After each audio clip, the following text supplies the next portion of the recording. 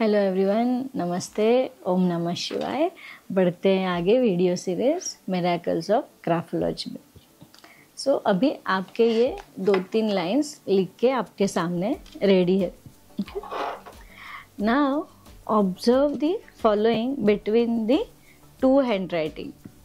अगर आपके पास आपका हैंड राइटिंग और अगर किसी फैमिली मेम्बर का होगा तो you can observe this hand writings. क्या क्या ऑब्जर्व करना है, ध्यान से सुनिएगा। Check the angle of your lines with respect to the horizontal edge of the paper. Do both the samples have the same angle. अभी एंगल्स मीन्स इसीलिए हमें ग्राफोलॉजी के हैंड राइटिंग के सैंपल के लिए वी नीड प्लेन पेपर कि जिसमें कोई लाइंस ना हो, प्रिंटेड लाइंस रेडी ना हो। ओके, एंगल्स मतलब लिखते वक्त अपनी जो लाइन बन जाती है। अभी किसी किसी की हैंड राइटिंग आपने देखी होगी, लिखते वक्त एकदम स्ट्रेट लाइन बनती है। किसी किसी की हैंड राइटिंग आप देखोगे हल्की से ऊपर की तरफ जा रही है, किसी की आप देखोगे हल्की से नीचे की तरफ आती है। Okay, that is called as angle of the handwriting. आपके हैंड राइटिंग का एंगल ऑब्जर्व कीजिएगा। Then check the letter, capital letter I और जी और M or any other capital letters you might have used in your handwriting. Are these letters exactly the same in both the samples? Absolutely identical? नहीं ना? Then check other letters, small caps letter as well. Check कीजिए क्या वो same है, वो भी आपको same नहीं मिलेंगे। Check the spacing between two words, is that identical, is that same. Spacing means दो शब्दों के बीच में कितनी जगह छोड़ी है आपके हैंड राइटिंग में और किसी और के हैंड राइटिंग में। क्या वो स्पेसिंग सेम है कि अलग अलग है, वो चेक कीजिए। Then check the margins kept on the page. Is that same? Is the left margin that you left and the other person has left is exactly the same? मतलब जब आपने पेज पे लिखना शुरू किया तब आपके लेफ्ट साइड में आपने जितनी जगह छोड़ी है that is called as left margin. क्या आपकी लेफ्ट मार्जिन और किसी और के हैंड राइटिंग की लेफ्ट मार्जिन सेम है? वो भी सेम नहीं होती। Check the distance of full stops from the last letter before the stop. Check in both the samples. लिख के होने के बाद आप कितने डिस्टेंस के बाद फुल स्टॉप देते हो। कुछ लोग होते हैं तुरंत फुल स्टॉप देते हैं, कुछ लोग होते हैं थोड़ी जगह छोड़ के फुल स्टॉप देते हैं, कुछ लोग होते हैं सेंटेंस खत्म करके डॉट डॉट डॉट डॉट लिखते हैं। Check the height of the letters also. आपके हैंड राइटिंग की, आपके अल्फ़ाबेट की हाइट कितनी है। मतलब फॉर एग्जांपल आपने अगर कैपिटल ए लिखा है तो आपके ए की हाइट कितनी है, किसी और के हैंड राइटिंग के कैपिटल ए की हाइट कितनी है। Check the width of the letter. ये हमने हाइट चेक की, विड्थ भी चेक कीजिए। आपके और उनके हैंड राइटिंग की विड्थ सेम है क्या, वो भी डिफरेंट ही होगी।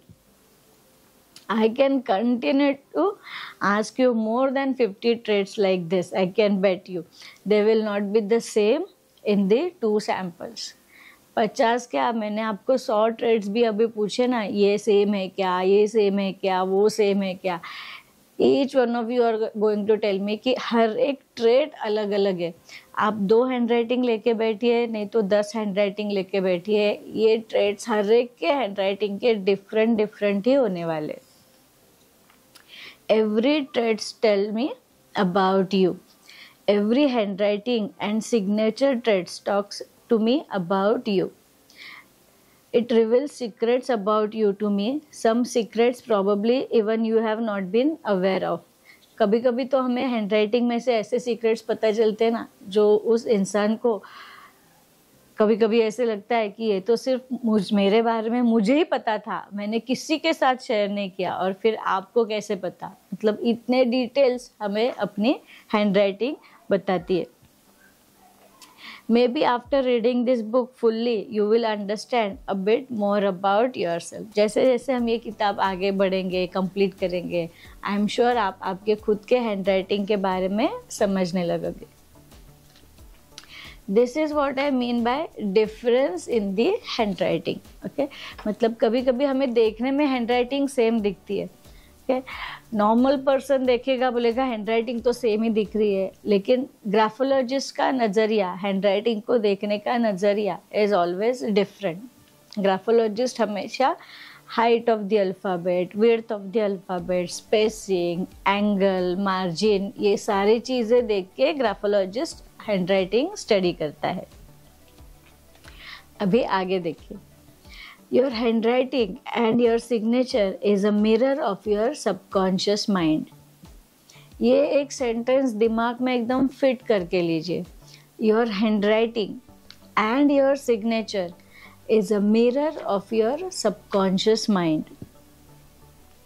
Earlier I mentioned that you will understand some secrets, probably even if you have not been aware of, because handwriting is a mirror of your subconscious mind.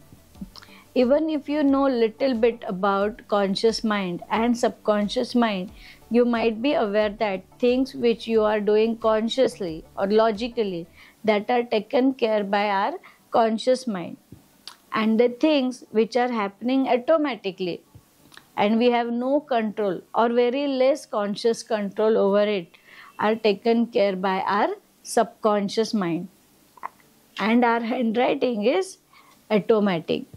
अभी समझते हैं कि how our handwriting is automatic and how our handwriting is a part of our subconscious mind.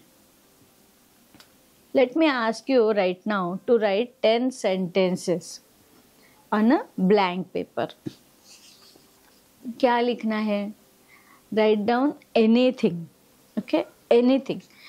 लेकिन कुछ चीज़ें आपको ध्यान रखनी है। Do not copy from anywhere.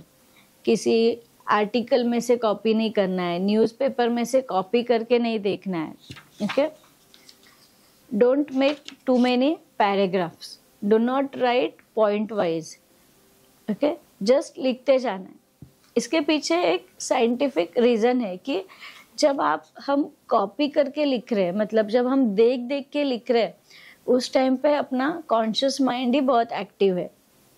कि उस टाइम पे हमें सबकॉन्शियस माइंड का इतना प्रेजेंस नहीं होता है, बिकॉज अपना पूरा ध्यान होता है कि क्या लिखा है, कौन से वर्ड के बाद कौन सा वर्ड लिखा है। And this is the reason handwriting study के लिए या फिर हैंडराइटिंग एनालिसिस के लिए कॉपी किया हुआ handwriting is not validate, okay? इसे हम अप्रूव नहीं करते। सो हैंडराइटिंग स्टडी करने के लिए हमें ये नेचुरल हैंडराइटिंग लगता है, मतलब जो आपने खुद ने अपने मन से लिखा होगा। ये लिखते वक्त कुछ टर्म्स एंड कंडीशंस होती है, वो ऐसे कि लिखते वक्त बहुत सारे पैराग्राफ्स मत लिखिएगा, ओके? पॉइंट्स वाइज मत लिखिएगा, जैसे कि 1 लिख के डॉट लिख के आगे वो पॉइंट, फिर 2, फिर आगे पॉइंट, फिर 3 आगे पॉइंट, ऐसे नहीं लिखना है। बहुत सारे पैराग्राफ्स नहीं बनाने हैं, ओके? इसमें स्पेलिंग मिस्टेक हो गई, ग्रामर मिस्टेक हो गई, इसका कुछ भी टेंशन मत लीजिए। ओके, ग्राफोलॉजी में ग्रामर का या फिर आपका स्पेलिंग गलत हो गया, उसमें कुछ हैंडराइटिंग एनालिसिस में कुछ डिफरेंस नहीं आता। ओके, लिखते वक्त आप इंग्लिश में भी लिख सकते हो, हिंदी में भी लिख सकते हो, पर लिखते वक्त writing style need to be English. जैसे हम व्हाट्सएप पे चैट करते हैं ना कि आप कहाँ हो, एंड वी टाइप AA-P, आप कहाँ, मतलब KAHA, हो, HO, हम ऐसे टाइप करते हैं ना, वैसे भी आप हिंदी में भी लिख सकते हो। अल्फ़ाबेट्स इंग्लिश में होने चाहिए, ओके? तो वीडियो पॉज करके ये 10 सेंटेंसेस लिख लीजिएगा, जो भी आपके मन में आए, जो भी आपके दिमाग में आए, कुछ हिंट्स देती हूँ आपको क्या क्या लिख सकते हो।